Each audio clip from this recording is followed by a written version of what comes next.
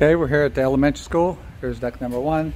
Right now it's kind of got a texture coating on it right now. Surface is pretty sound. There's one. And then we have all these to do. So it looks like 1, 2, 3, 4, 5, 6, 7, 8, 9, 10, 11, 12, 13 decks. So here's the diamond plate. It's in pretty good condition overall.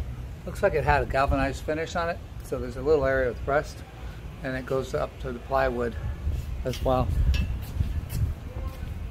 Oh, tomatoes growing. It's good for kids.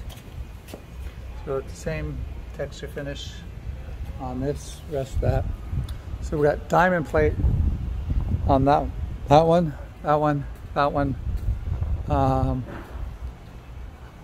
So we got at least 3. It's just on the lowers.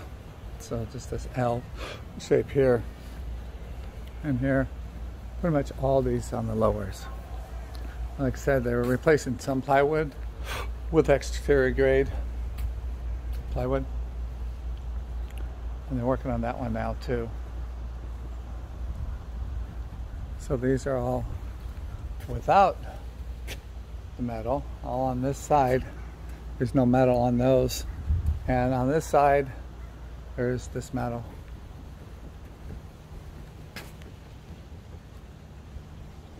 And then that, so they're actually replacing some plywood up there as well.